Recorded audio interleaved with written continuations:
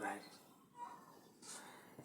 Ya sanibona samele sithi inkunzi isematholeni. Ngiwusibusiso wasithole phansi la eMnambithi. Namhlanje ngifuna sikhulume ngento edala indlala ekhaya.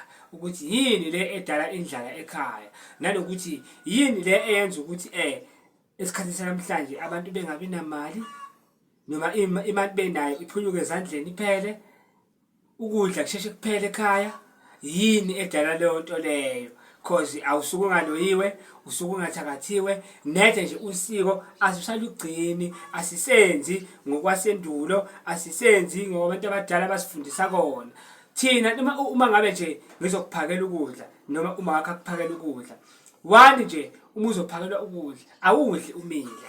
Namhlanje uzothola abafowethu beshisa inyama edrobheni badle bemile lapha nje esidrobheni. Kodwa isikhathi esiningi even kunomcimbi ekhaya uthola abantu bayadla bamile.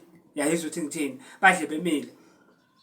2, uthola umuntu ephuza amanzi umethozo ngenyawo zombili ubheke phezulu. Mina ngazi ukuthi nawuphuza amanzi suka nje endulo mina njengoba ngikhulelele emathondwane, Nkosi yami ngikhuliswa uMamgaga, intombi ezala ugogo wami.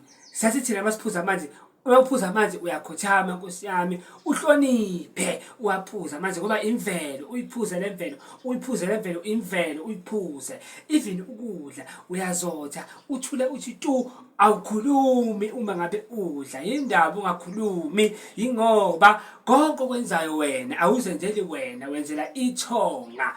Yekelani lento yokuthi ithonga alikho, ithonga kunjena kunje, vele wedlozi-ke into engekho. Ngikhuluma mina ngethonga. Konke okwenzayo usuke ukwenzela ithonga. Ngoba bathiwa nginemoto manje akuyona eyami, eyakaSithole, eyethonga leyo moto leyo. Nginomuzi akuna owami, loya muzi wakaSithole. Nginengane akuyona eyami, eyakaSithole. Bese sithi songena kuphi khona, singena kulento yesithembu, ukuthi isithembu ngoba siyini. Ngoba isithembu kumele ube namakhosikazi amathathu. Bamba-ke, eyokuqala inkosikazi akuyona eyakho, ekakhokho wakho inkosikazi yokuqala.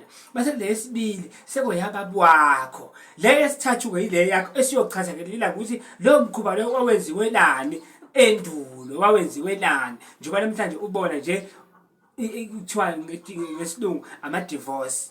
Ngoba vele noma sekushadwa, kushadwa imishado engasile yo-white wedding esingayazi ukuthi iqhamukaphi, esingayazi iqhamukaphi. Ingakho kunama-divorce angaka. Kodwa into ibithi sizokhuluma ngendlala, sisazoke sikhulume sinabe, sijule ngalento yendlala ukuthi indlala ibangwa yini, indlala ekhaya ibangwa yini. Even inhlanhla, nawazi lesilwane esethiwa umabhorithambo. Yazi ukuthi umabhorithambo thina ekukhuleni kwethu besithi masubona sujahe ngabe ngiyoweqa amabili kathathu bese ngiyawubulala. Lingapheli iviki ngithola imali phansi. Inhlanhla nje madoda angifuni ukukhuluma kakhulu. Inhlanhla ilele kwimvelo, inhlanhla ilele kwimvelo, ayilele ekuthenini abantu abathwale, ayilele ekuthenini ihambani yofuna iy'lwane iphinde futhi kuhambe umndeni ekhaya. Inhlanhla ayikho lapho, inhlanhla ikwimvelo. Woza sikulekelele, sikunike into yenhlanhla, sikhanda ngemvelo nangey'lwane zemvelo, sikunike lento iphakame isebenze kuwena. Ngisho njalo nje nguSibusiso Samajobe.